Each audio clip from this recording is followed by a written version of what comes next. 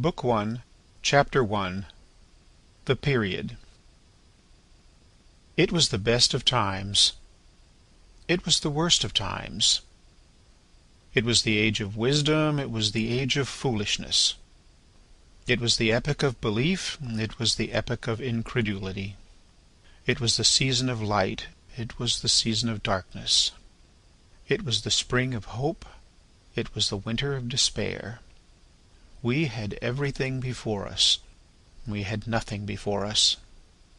We were all going direct to heaven, and we were all going direct the other way.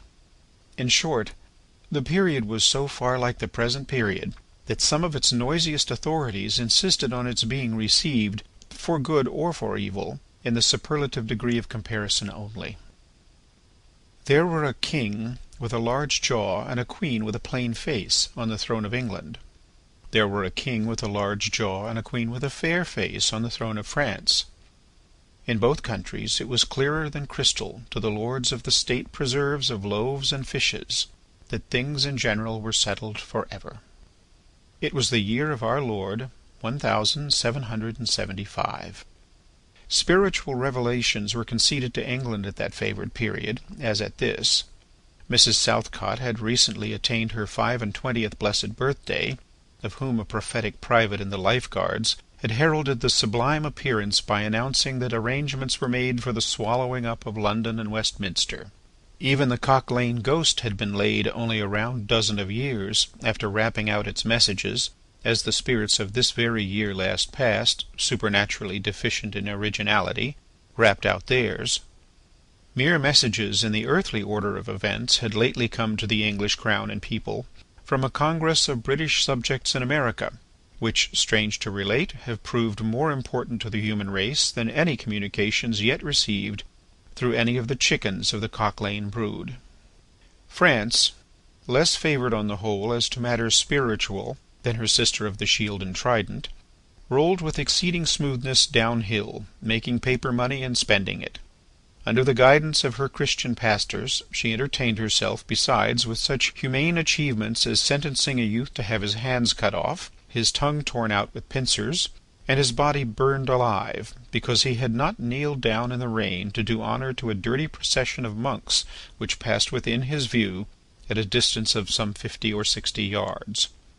It is likely enough that rooted in the woods of France and Norway there were growing trees, when that sufferer was put to death, already marked by the woodman, Fate, to come down and be sawn into boards, to make a certain movable framework with a sack and a knife in it, terrible in history.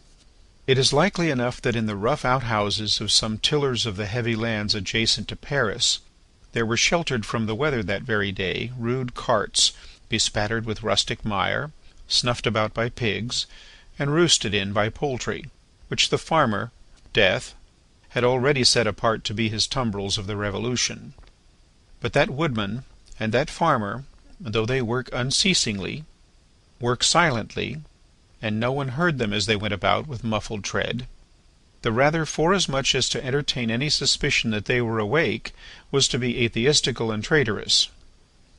In England there was scarcely an amount of order and protection to justify much national boasting. Daring burglaries by armed men and highway robberies took place in the capital itself every night. Families were publicly cautioned not to go out of town without removing their furniture to upholsterers' warehouses for security.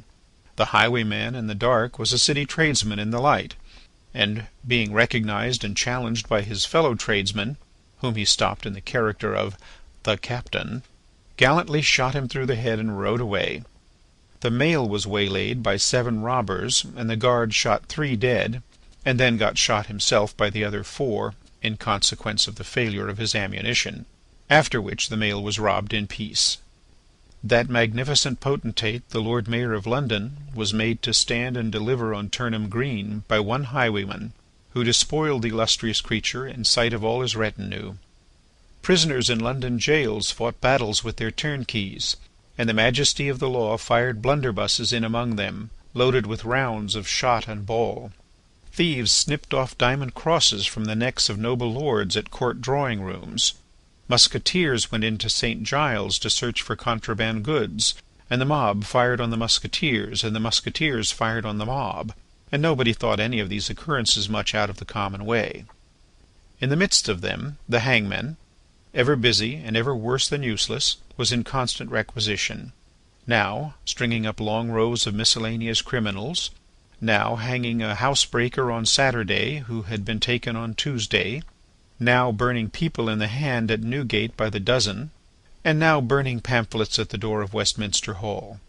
To-day taking the life of an atrocious murderer, and to-morrow of a wretched pilferer who had robbed a farmer's boy of sixpence.